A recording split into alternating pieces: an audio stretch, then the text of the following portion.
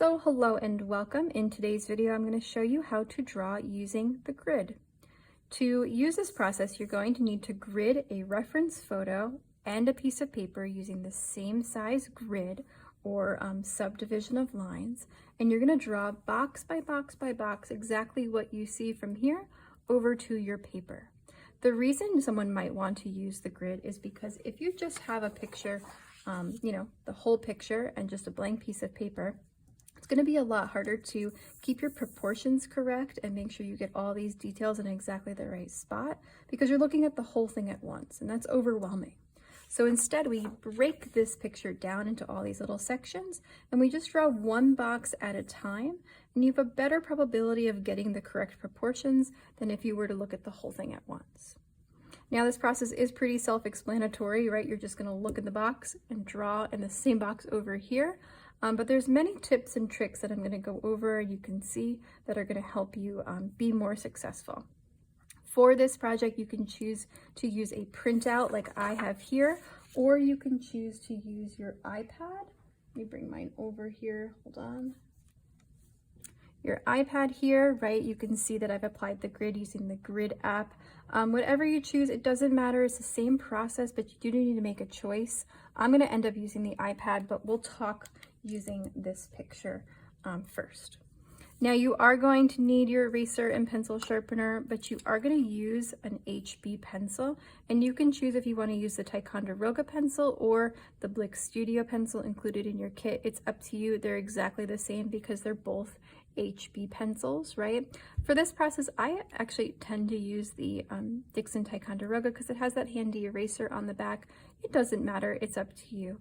Do not use your 4B, 6B pencil because your lines are going to be too thick and they're going to be too dark to erase. Okay, so if we think about this, before I start drawing, I am going to draw for you. I'm going to speed it up so you can see it happen over time. Let's think about this for a second. I do want you to start up in A1 and move yourself down and across, kind of like a computer printer, right? But I also want you to realize that you really want to focus box by box. And I know these lines go from one box to the next, but if you just do it that way, you're probably going to be wrong and it's going to be harder to figure out why. Now, I do want you to be very careful that you're in the correct box. What do I mean by correct box? Well, this is A1, and so is this one here, right? B1, C1, all the way across. It gets a little bit more complicated when you're down here. You need to make sure that you're in the correct box. So this box here with her eye is E5, so I need to find E5 over here. If you accidentally draw E5 in F5 or E6 or whatever combination of that, you're going to have to erase it and move it. Okay, I had a student once ask me if he could cut it out and glue it where it's supposed to go, and we had a good laugh together because you'd have a hole in your paper, right? So the only solution is to go ahead and erase and to move it. Now, I don't know about you, but I still find this overwhelming. Maybe it's not as overwhelming as just this picture, but I get distracted easily about the boxes surrounding what I'm drawing, and I really need to focus. So in your kit, you're going to find that I have provided you with this little piece of paper with the hole cut out. I have a punch that's a 1 inch by 1 inch square punch, and you'll notice it's exactly the same size as your boxes. Right? So this helps me sort of focus a little bit more. I actually have given you 2 of them, so you can use one for your printout and one for your drawing paper. If you're using the grid app on the iPad, you'll only need 1. Or, you don't need it at all. This is an optional drawing tool to help you. Now, again, this helps me focus in on this section. Let's move up 1 to E4, and we'll take a look at that. I want to just frame your thinking around how to use, well, this piece of paper, but also how to see the box. Before I start drawing over here, it's important for you to spend some quality time just having a dialogue with yourself about your line work, right? We're not shading right now. So I'm not going to come into E4 with my 4B pencil and like shade in her eyebrow at all. No way. I am just looking at the lines. So what do I mean by lines? I'm actually talking about contour line, right? The contour line or the edge where one value is here and one value is there. So we have a line here and we have a line there. And when I look at those 2 lines, I'm sort of envisioning where they come in and out of this box, and then I can repeat that over here. Okay, and then I would slide to the next box, right, and do that little bit. Now between, this is F4, between E and F4, I might make, if I pull this up, I might make like this line up too high and this line correct or down too low. And when I look at the boxes side by side, I can notice that. And then I know something's wrong. So then I have to go back and figure out why and fix the one that is wrong, right? They might both be a little wrong. It might be all like janky looking all the way down, and that's okay, right? When you first get started, then eventually you'll go back and you'll fix it, okay? So I am going to offer one more thing to sort of help you through this process, and that is to highlight your contour lines. Now, we talked about this in the video for how to set up the grid. You'll remember that I took the same photo, the same grid, but I used a red pen and I highlighted my contour lines. This is an optional process for you if you want to.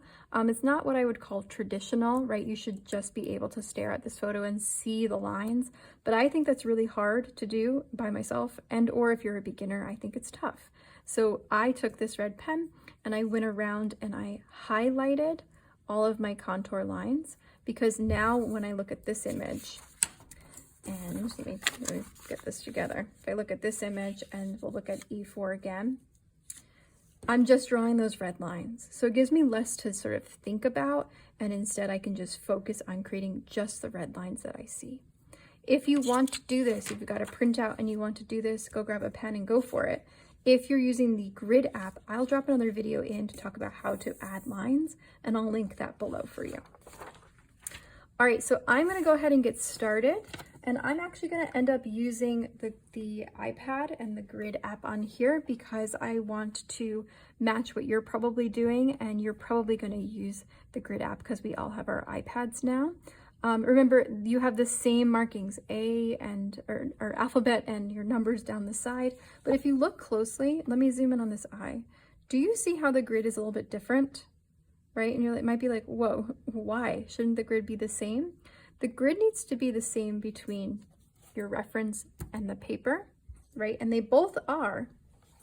But if you look at this image and you look at where it was cut off, do you see how this one was printed out a little bit higher?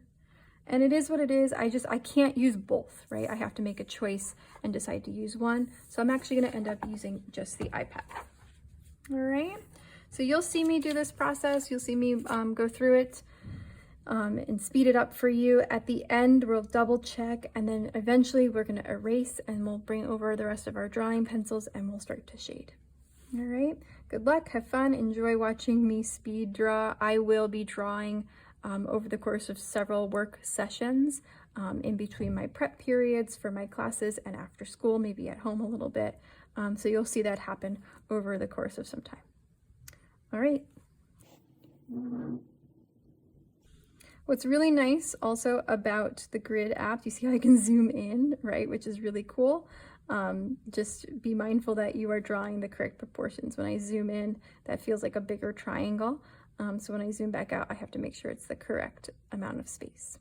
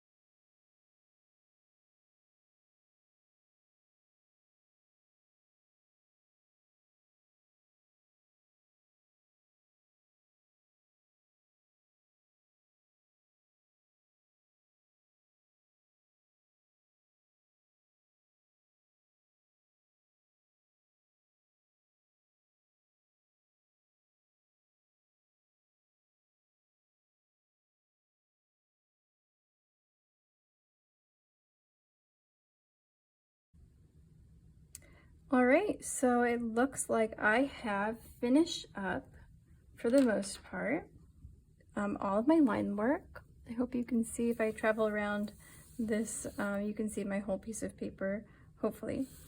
I also want you to notice that I like to, part of my process is to just start at the top and work my way down. That way I don't get too caught up with some things that are bothering me. We noticed right off the bat that this piece right here was incorrect, right? That one of those lines is wrong. Now that I've done most of it, or all of this really once, I like to start back at the top and work my way down, or I like to look at the whole picture at once and sort of see what's working and what's not. Now that I look at this, I can see that I did a good job creating that like curve here, and that one's just wrong. It just needs to be higher, right, to connect with that curve, because everything else is lining up, which leads me to believe that this one is correct and that one is wrong. You also will notice that I'm missing some lines, right? Most notably in the eye here, in this part of the nose, in this part of the chin, and the side of the neck when I look at this right off the bat. Why did I miss these lines? Let's look. So if I look at the face here, I missed this top edge of the eye because it's right on the line for my grid. So I didn't see it because I wasn't looking around that line there. So now I need to sort of look back and forth like this and fill that in, okay? Why did I miss this part of the nose? Well, because I really don't see it, right? This is so fair here. It's like the same value. We have a little indication that I have here, but again, it's right on that grid line. I would then build in that the nose is sort of gonna happen in here. I don't wanna do it while I'm talking because I'm not as good when I draw and I talk at the same time. It's two different sides of the brain, right? Why did I miss this bottom of the lip? Again, I just didn't see it. If I look at just that box, right, it's just sort of tone, right? There's no clear line. I put the little indication of line that I have. If I look right here, I can see that that's sort of coming down maybe there, right? Again, I don't want to draw while I'm talking, but you see where I'm at. What about this area of the chin? I want you to notice we have a contour line happening from the ear down, and I have the beginnings of that. So this is going to come in and down. That looks correct to me. It looks like I just didn't fill in that line. And what is this line in reference to? That's the brightness that's happening there. I sort of see that. So there, doesn't that feel better? Okay, so I like to start to make these lines connect a little bit. But I need to be careful that I'm not just making up whatever I want it to be and that I'm actually seeing what it is. Okay, so I'm gonna take a closer look here. Now, sometimes if you look at this earring, I did a really good job looking at that, and sometimes I didn't, right? If I pull over here, look at this. Doesn't this feel off, right? If I look at the ear, I'm seeing many different lines, but I'm here, and then I'm saying this ear is coming up that way. One of these lines is wrong. Okay, and it's all a little disjointed. In addition, I forgot this little corner of that box. Do you see it? Am I in the camera? I hope so. Forgot that little corner, and I forgot this entire part of the neck, again, because it is on that line, right? So I can just, you know, understand that this is happening here, right? But I don't want to make too many assumptions. Sometimes it makes sense to, sometimes it does not. You have to sort of use your judgment. I also want to point out I need to go back in here and really work on some of these lines. I think I got the gist of everything, but now I will start at the top and I will go through and I will double, triple, quadruple check, and then we will talk about erasing the grid and laying in value. So over the next few minutes or few seconds, you're going to see me do that process. You're going to see me go off camera sometimes to sort of hang it up on the wall and take a look at it from far away. I would even put this picture next to it because it should be the same proportions, just maybe a little bit larger because my paper's a little bit larger.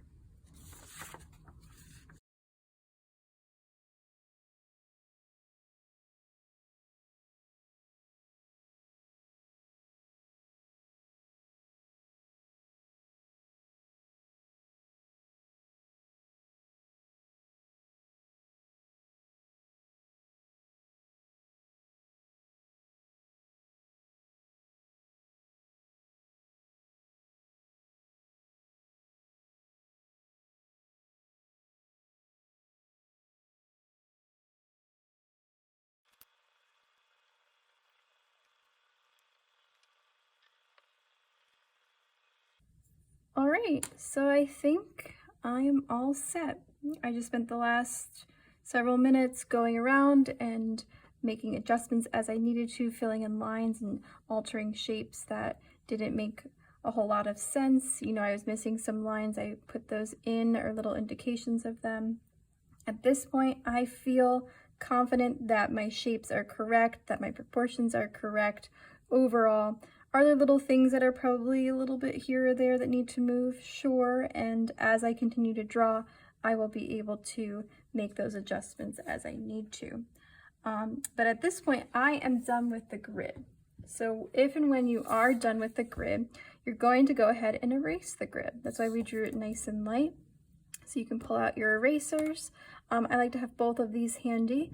You're primarily going to use the black eraser here, the large eraser that you have, to go ahead and like straight up pull up all of your grid work, right?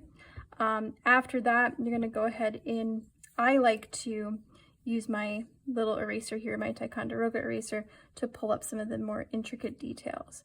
A pro tip for you though, is that your grids are going to go through all of your line work, right? And I see people all the time trying to avoid and like going around all your line work. My suggestion for you is to just straight up go through your line work and then put your line back. It takes a lot longer and it's a lot more tedious, but if you sort of like just travel around and get close to it, you're sort of going to have like a ghost grid happening. So again, I like to just straight up, let's find another example, straight up just go through what I have drawn and drop my lines back. Because of that, you have to go a little bit slower. In here, I might not do that as much, or in some of my facial features, I might just try and get really nice and close and pull that up as I need to. But if you can go through, look, I just went through and drop those lines back in. All right, so I'm gonna go ahead and erase right now, and then in our next video, we'll talk about how to start to shade and how to refine your shading technique, as well as some additional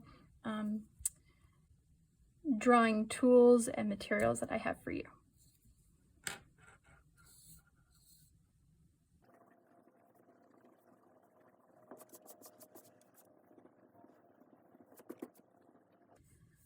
So just some tips on how to erase. You know how to erase, but again, just some tips. You can see I'm starting to do my big areas first. That way I don't really have to think about it.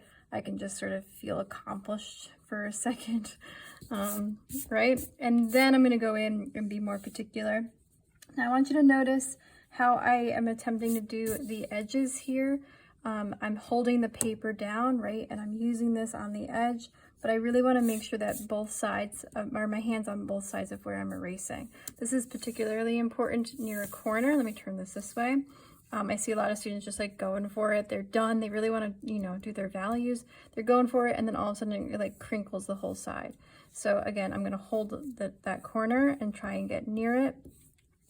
And if and when I am at the corner, I don't want to go back and forth. I just want to go in one direction, right? And pull that towards myself off the paper and onto the table.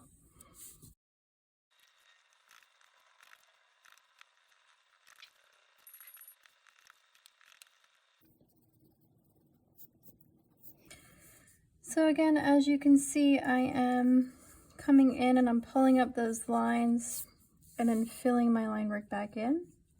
I also want you to notice that I'm not making my line work darker in any way at all.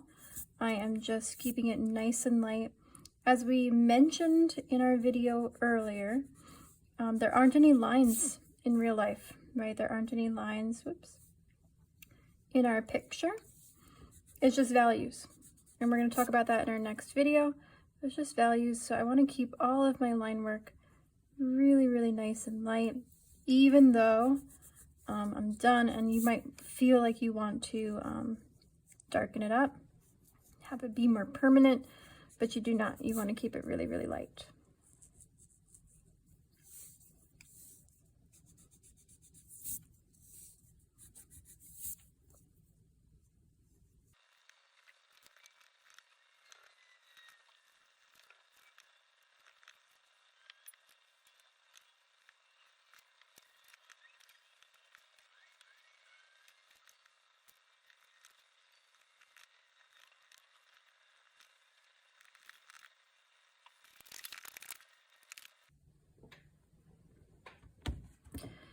All right, there you have it. Here is my drawing of Frida Kahlo using the grid process from start to finish. I hope you enjoyed this video. I hope that you gained some skills along the way, and I can't wait to see what you create. Until next time.